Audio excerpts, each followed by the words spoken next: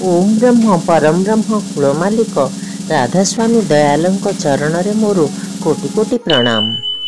श्री श्री लक्ष्मी माँ चरण रे मोर प्रणाम। श्री श्री बड़दादा चरण रे मोर प्रणाम। आजिर आचार्य ठाकुर परिवार समस्त चरण रे मोर प्रणाम। आज मु श्री श्री ठाकुर श्रीमुख निसृत नारीर नीतिर 151 बाणी आपण मानक आगरे तोली धरिबे। ता पूर्वरु जो माने सब्सक्राइब करि नाहंती सब्सक्राइब करि दियंतु। निजर मतामत कमेंट्स रे लिखंतु। आ वीडियोटी को स्किप न करी लास्ट जाए देखंतु सुनंतु। नारनीति सुनिबा पूर्वरु श्री श्री ठाकुरंक विषय रे किछि कथा सुनिबा। पुरुषोत्तम काहारी को भेलकी बाजी करी ताहार कष्टमोचन करती नाही।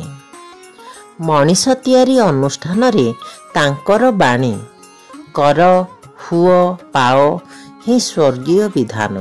आमे केवल सठिक एवं विहित ज्ञान द्वारा आमर समस्त समस्या को दूरेई पारिबु। सद्ज्ञान दाता श्री श्री ठाकुर निम्न बाणी रे स्वामी स्त्रीर संपर्क किपरि हेबा उचित सूचाई देइछन्ति।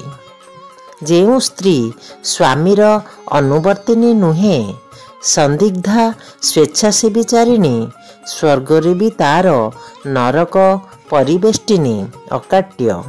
आउ पुरुष जदि इष्टानुवर्ती न हुए गुण सज्जा ताहार जहा भी थाउ ना काहेकि प्राप्ति भी तार ताहा ही। एही बाणी तो विश्व पितांक मुख निसृत। आमे निजर जीवन चलनी को आदर्श एवं मधुमय करिबारे आउ तिड़े मात्र अवहेला करिबा नहीं। एबे आमे सुनिबा श्री श्री ठाकुर किपरि जणे मां को ताहार समस्यार देइथिबा समाधान तांकर प्रत्येक निर्देश ही आमको निसंदेह मानिबाकू हेबो। ताहा ही तांकर आशीर्वाद। बाहरु आसीथिबा जणे माँ कहिले मो भाग्यटा बड़ खराब। पुत्र बधूर संतानादि होई मरी जाउछंती बंचु नाहांती। लागे लागे 3टी संतान चालीगले। आपण आशीर्वाद करंतु आउ जेपरी एपरी न हुए। श्री ठाकुर कहिले प्यारी को देई भल रूपे चिकित्सा कर। प्यारी को कहिले से औषध लिखिदेव। उक्त माँ कहिले आपण मौखिक आशीर्वाद करदेले ही हेला औषध आउ लागिब नहीं। श्री श्री ठाकुर कहिले जहा कहूची ताहा जदि न शुणु निजर खियाल अनुजाई आशीर्वाद चाहूँ ताहेले तो मु अपारग। छु मंत्र मोते किछि जणा नाही। मु जाने जहा किछि घटे तार गोटाए कारण अछि एवं सेई कारणर निराकरण कले अवस्थार मध्य परिवर्तन हुए एवं जहा जेपरि कले संभव ताहा सेहीपरि करिबाकू हेबो। एथिपाई ठाकुर पणियार प्रयोजन हुए नाही। स्त्री हुंतु बा पुरुष हुंतु समस्तंकर जानिबार करिबार चेष्टा बढ़ी जाऊ। ताहा ही देखिले मोते भल लागे। नचेत मोते धरी जदि तुमर अलौकिकतार उपरे आस्था बढ़ी जाए ताहेले बुझिबी ताहा मोरी दुर्भाग्य। श्री श्री ठाकुर उक्त माटी को पचारिले तो बहु लेखा पढ़ा जाने। उक्त माँ कहले हाँ। श्री श्री ठाकुर कहले ताहेले नारीर नीति नारीर पथे ओ स्वास्थ्य सदाचार आहार गर्भचर्या इत्यादि विषयक बही पढ़िबाकू देबू। एका एका पढ़िबा अपेक्षा से पढ़िला एवं तुमे 5 जन शुणिल एक संगे आलोचना कल एपरी कले आउरी भल हुए। प्रत्येकटी परिवार रे एई सबु चर्चा जेते हुए सेते भल।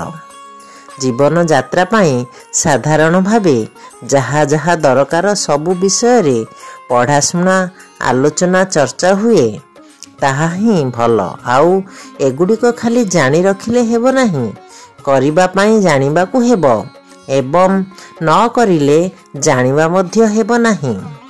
एई परि भाबे जदि चल ତାହେଲେ ଦେଖିବ ସାଇ ପଡ଼ୋଶୀର ଅନ୍ୟମାନଙ୍କ ମଧ୍ୟରେ ମଧ୍ୟ ତାହା ସଞ୍ଚାରିତ ହୋଇଯିବ।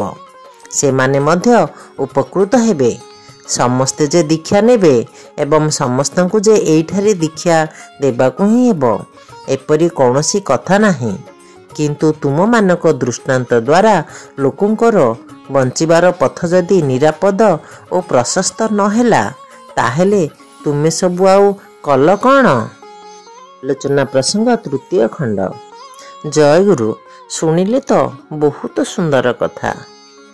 ଏବେ ଆମେ ଶ୍ରୀ ଶ୍ରୀ ଠାକୁରଙ୍କ ଶ୍ରୀମୁଖ ନିଃସୃତ ନାରୀର ନୀତିର 151 ବାଣୀ ଶୁଣିବା। ନାରୀର ନୀତି 151 ବାଣୀ।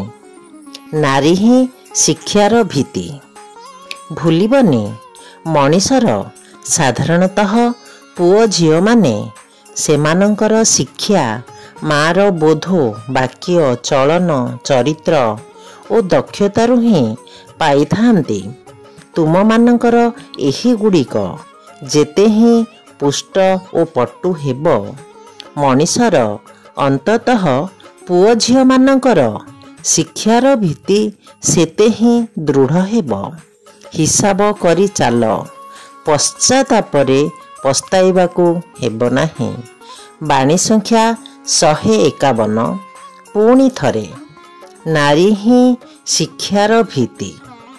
ଭୁଲିବନି, ମଣିଷର ସାଧାରଣତଃ ପୁଅ ଝିଅମାନେ ସେମାନଙ୍କର ଶିକ୍ଷା ମା'ର ବୋଧ, ବାକ୍ୟ, ଚଳନ, ଚରିତ୍ର ଓ ଦକ୍ଷତାରୁ ହିଁ ପାଇଥାନ୍ତି।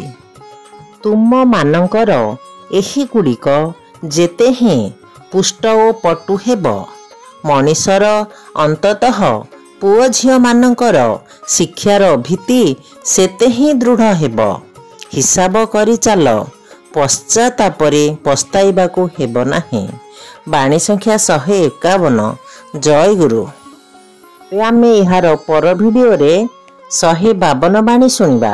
ଏବେ ମୁଁ ରହୁଛି। ଜୟଗୁରୁ।